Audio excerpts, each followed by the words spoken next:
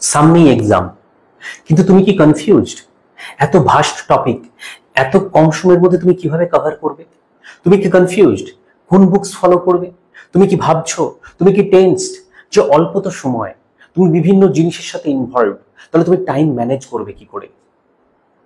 হ্যাঁ, এই ভিডিওটি তোমার জন্য।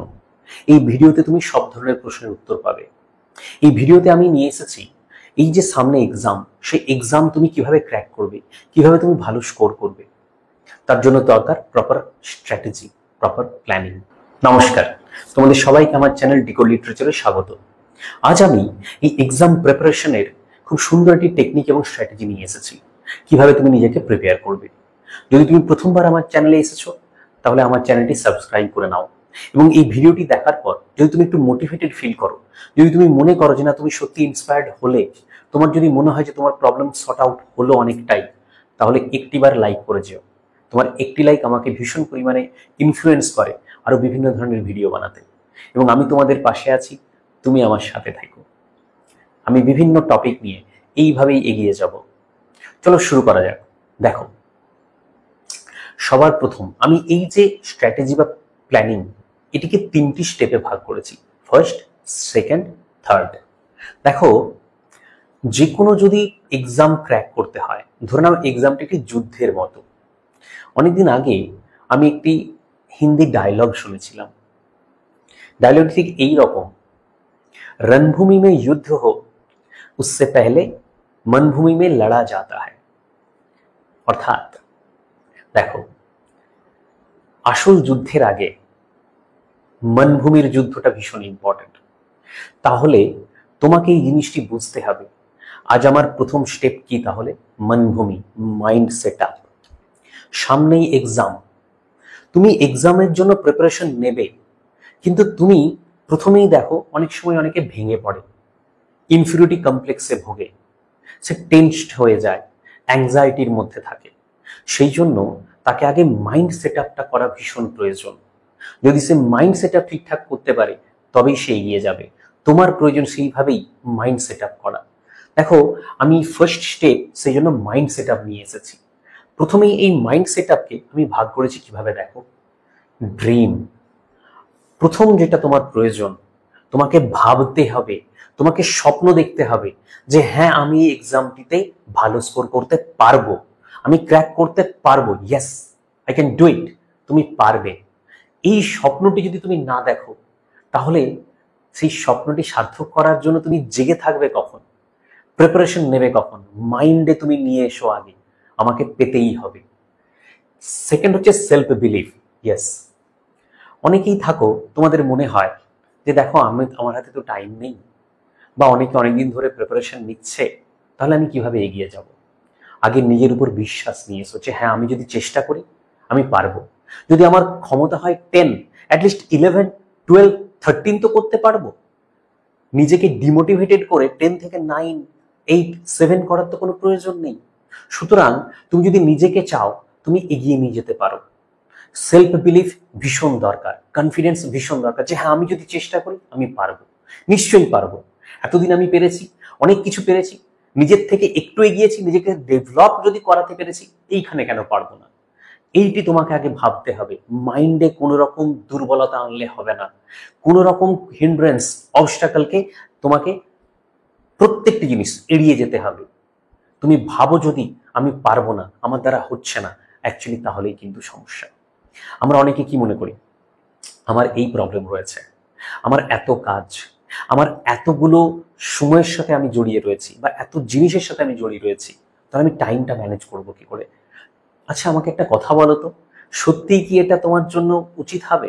কারণ যেই মুহূর্তের জন্য তুমি পড়ছো না, সেই টাইমটা তো তোমার কম্পিটিটর পড়ছে। তাহলে তুমি যদি এই কথাটি বলো যে আমার দ্বারা মনে হয় হবে না, অনেক দিন ধরে প্রিপারেশন নিচ্ছি, আমি তো সবই শুরু করেছি, বা আমি তো এই কাজের সাথে ইনভলভ আছি, বা আমার তো এই সমস্যা রয়েছে, কে শুনতে যাবে? আমি না হয় শুনে নিলাম, তোমার টিচার্স, তোমার গাইড, তোমার মেন্টর শুনে নিল, তোমার বাড়ির লোক, তোমার পরিবারের লোক শুনে নিল, তোমার আপনজন শুনে নিল।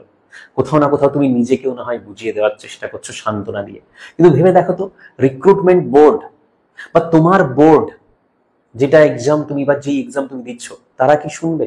তারা কাকে দেবে? যার মেরিট রয়েছে, যে ডিজার্ভ করে, তাহলে তোমার এই সমস্যাগুলো তোমাকে ওভারকাম করতে হবে এবং তার জন্য দরকার mind set up, self belief, dream দেখা। তোমার যদি বিভিন্ন কাজের সাথে তুমি যদি ইনভলভ থাকো, তাহলে যেই সময় তুমি ঘুমোচ্ছ পড়ো, তুমি নিজেকে আরো এক্সপ্লোর করো। তোমার যদি বিভিন্ন সমস্যা থেকে থাকে, তোমার স্ট্রেংথ, তোমার উইকনেস তোমার থেকে ভালো আর কেউ জানে না, সেইগুলোকে তোমাকে ওভারকাম করতে হবে। সেই জন্য দরকার সেলফ বিলিফ, ড্রিম দেখো, নিজের উপর বিশ্বাস নিয়েছো যে হ্যাঁ আই ক্যান ডু ইট। নিশ্চয়ই ডেডিকেশন, অবশ্যই এই যে তিনটে জিনিস, ডেডিকেশন, ডিটারমিনেশন, ডিসিপ্লিন, ভীষণ important. Dream, self belief, dedication, determination, discipline, এইগুলো তোমার first step. Mind set up আগে দরকার। তোমাকে ডেডিকেটেড থাকতে হবে, যাই হয়ে যাক না কেন, যতই সমস্যা আসুক না কেন আমি ওভারকাম করব। ডিটারমাইন্ড থাকতে হবে, পাবোই, এই সুযোগ আমি আর পাবো না, নাও আর নেভার। আমার কম্পিটিটর পড়ছে, আমাকে পড়তে হবে। ডিসিপ্লিন, অবশ্যই কোন রকম গাফিলতি চলবে না। দেখো, এটা তো ঠিক, সব থেকে বেশি আমরা কাকে বোকা বানাই? নিজেকে, তাই নয় কি? আমরা তো জানি যে আমি যদি চাইতাম তাহলে হয়তো পারতাম। আমি কি আমার 100% দিয়েছি? নিজেকে সান্ত্বনা দেওয়ার জন্য আমরা অনেক কথা বলি। তো তুমি আগে তোমার 100%টা দাও না, তারপর যদি ফল না পাও সেটা তো আলাদা ব্যাপার। সেই জন্য তোমাকে ড্রিমের প্রতি কমপ্লিট ডেডিকেশন দেখাতে হবে, কমপ্লিট ডিটারমিনেশন দেখাতে হবে এবং সেই ড্রিম পাওয়ার জন্য ডিসিপ্লিন থাকতে হবে। মাইন্ড সেট আপ, এটা তোমার ফার্স্ট সেট আপ। যখনই তুমি তোমার মন থেকে, মাইন্ড থেকে তুমি নিশ্চিত হলে যে হ্যাঁ আমি যদি চেষ্টা করি আগামী কিছুদিন, আমি যদি আমার 100% দিই আমি পারবো, তোমার এটা ফার্স্ট স্টেপ, তুমি সাকসেস পাবে। তাই প্রথম প্রিপারেশন এইটা, নিশ্চয়ই তুমি পারবে, অবশ্যই পারবে, আমার বিশ্বাস তুমি পারবে। তোমাকে বিশ্বাস করতে হবে যে হ্যাঁ তুমি পারবে। নেক্সট হচ্ছে সেকেন্ড স্টেপ, মাইন্ডে তুমি সেট আপ করে নিলে, মানসিকভাবে তুমি প্রস্তুতি নিয়ে নিয়েছো যে কোনো বাধাই তোমাকে আর আটকাতে পারবে না। সেকেন্ড স্টেপ তোমার কি হবে? দেখো, অ্যাক্টিভিটি। আমি অ্যাক্টিভিটিগুলোকে কেমন ভাবে ভাগ করেছি দেখো, ডিভাইড করেছি। প্রথমত তুমি তোমার যে এক্সামটি দিচ্ছ সেই সিলেবাসটা খুব ভালো করে জানো, খুব ভালো করে জানো যে কি কি টপিক রয়েছে। যদি লিটারেচার পড়ছো, লিটারেচারের জন্য ড্রামা, শর্ট স্টোরি, এসে, গ্রামার, নভেল কি কি রয়েছে, বা থিওরি, ক্রিটিসিজম, রেটরিক, প্রোসোডি কি কি রয়েছে, কোন কোন অধ্যায় রয়েছে, কোন কোন চ্যাপ্টার রয়েছে, খুব ভালো করে সিলেবাসটা বোঝো, জানতে হবে সেই এক্সামের। তারপর সেই সিলেবাস ফলো করে তুমি মেটেরিয়াল গ্যাদার করো, জোগাড় করো, পারচেজ করো যেখান থেকে পারো। কি কি বুকস লাগবে ওই সিলেবাসের উপর বা প্যাটার্নের উপর ফলো করে প্রত্যেকটি টপিকের জন্য তুমি বুকস পারচেজ করো। আগে সার্চ করো, খোঁজ করো কোন বইটি ভালো, সেই বুকসগুলো পারচেজ করো। তাহলে সিলেবাস তোমাকে আগে বুঝতে হবে, জানতে হবে, ম্যাটেরিয়াল গ্যাদার করতে হবে, বুকস পারচেজ করতে হবে। কারণ যুদ্ধ করতে গেলে অস্ত্র ছাড়া তুমি যুদ্ধ করতে পারবে না। তো এক্সামটা তোমার যুদ্ধের মতো। নেক্সট হচ্ছে প্রিভিয়াস ইয়ার্স কোয়েশ্চেন, খুব ইম্পর্টেন্ট। এইগুলো করার পর তুমি যে এক্সামটি দিতে চলেছো সেই এক্সামের আগের বছরগুলোর কোয়েশ্চেন পেপার কালেক্ট করো যেখান থেকে পারো। প্রত্যেকটি কোয়েশ্চেন খুঁটিয়ে দেখো যে কোন ধরনের প্রশ্ন এসেছে, কোন কোন টপিক থেকে এসেছে, কিভাবে এসেছে, তাহলে তোমার একটা ধারণা হবে। এই হচ্ছে তোমার second step, activity. Third step, সব থেকে ইম্পর্টেন্ট স্টেপ, ভীষণ ইম্পর্টেন্ট, ফাইনাল স্টেপ। ফার্স্ট স্টেপে মাইন্ড সেট আপ করে নিলে, সেকেন্ড স্টেপে তুমি তোমার সিলেবাস, তুমি material, books, previous years questions সবকিছু ম্যানেজ করেছো, কাছে রেখেছো, যুদ্ধের জন্য প্রস্তুত। তোমাকে কি করতে হবে দেখো, প্রিপারেশন স্টার্ট করতে হবে। প্রিপারেশনকে আমি কেমন ভাবে ভাগ করেছি দেখো, প্রথমেই দরকার রোড ম্যাপ। একটা রোড ম্যাপ ঠিক করো।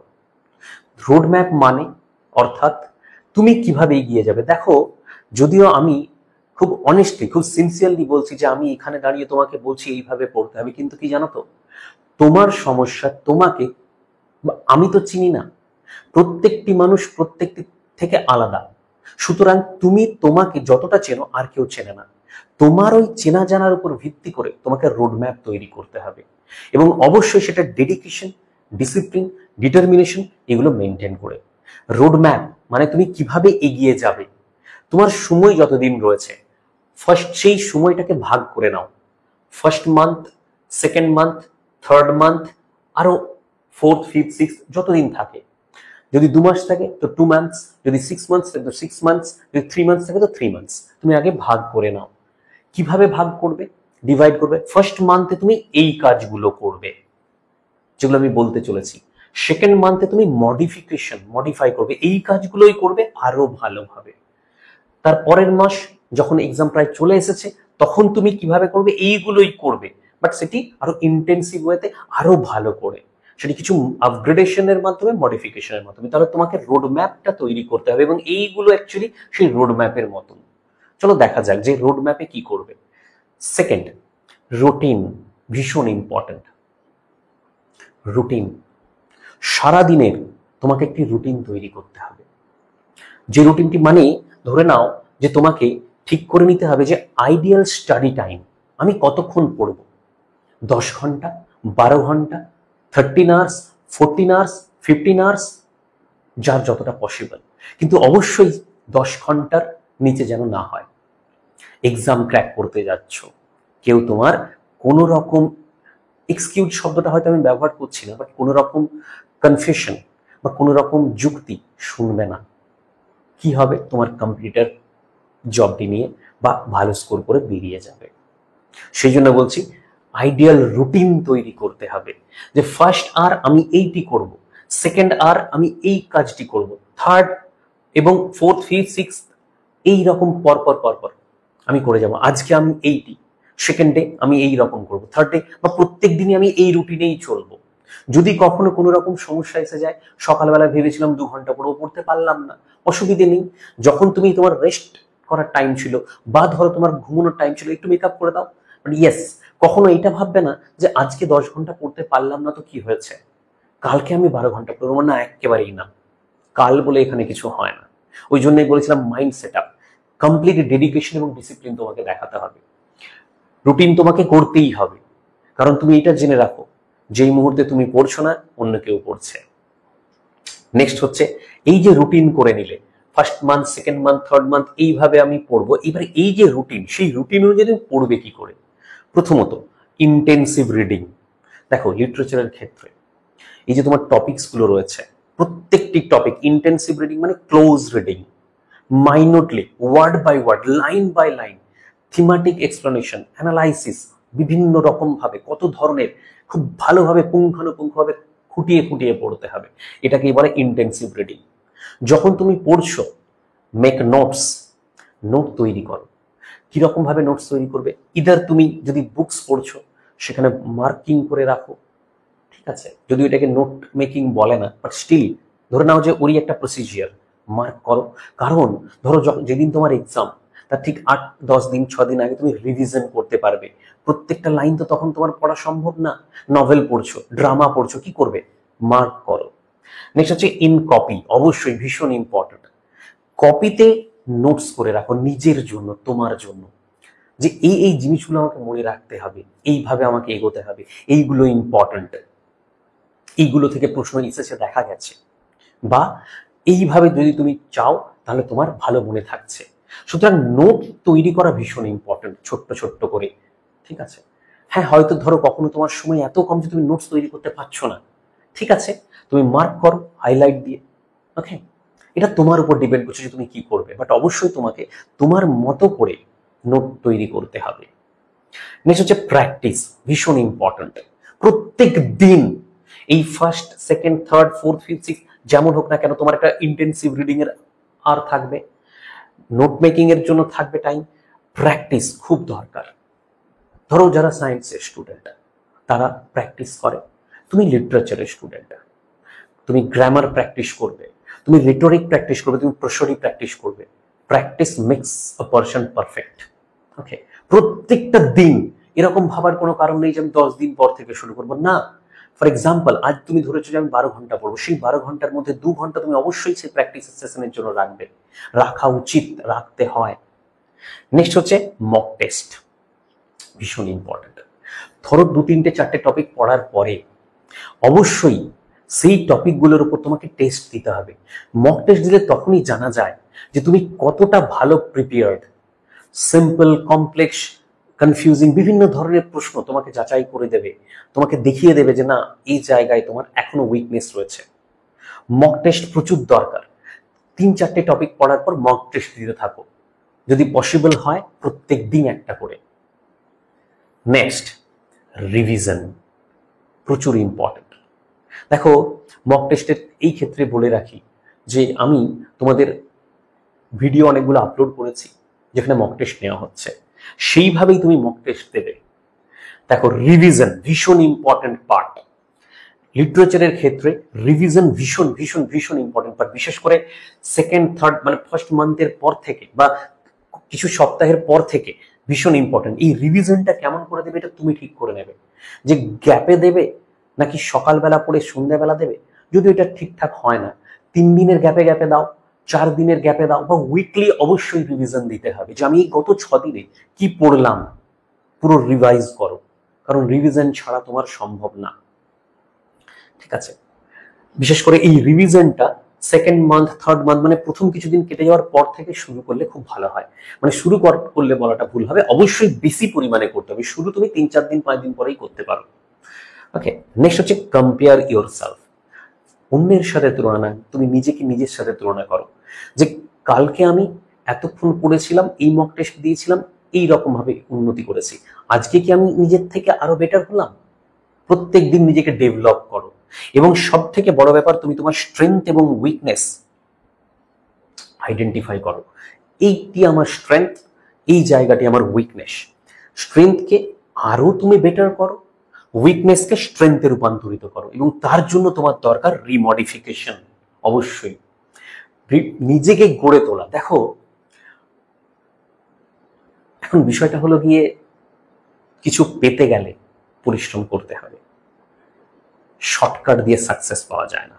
তো সুতরাং রিমডিফিকেশন ভীষণ দরকার। এই যে প্ল্যানিং, এই প্ল্যানিং তোমার রোড ম্যাপে চলবে প্রত্যেকটা দিন, first month, second month, third month, এবং যখন ঠিক পরীক্ষা তার আগের কিছুদিন আরো ভালো করে তোমাকে রিভাইজ করতে হবে। যদি প্রত্যেক দিন তুমি প্র্যাকটিস করো, প্রত্যেক দিন যদি তুমি পড়া রাখো, প্রত্যেক দিন যদি তুমি এইগুলো মেনে চলো, তুমি চ্যাম্পিয়ন হবেই হবে। তুমি ক্র্যাক করতেই পারবে, ভালো স্কোর করতেই পারবে। দেখো, আমার মতো করে আমি স্ট্র্যাটেজি এবং প্ল্যানিং ঠিক করে দিলাম, তোমরা তোমার মতো করে এইখান থেকে কিছুটা নিয়ে নিজের মতো করে অবশ্যই সাজিয়ে নাও। আমি তোমাদের জন্য আশা করছি যে তোমাদের ভালো কিছু হোক। নমস্কার, থ্যাঙ্কস ফর ওয়াচিং।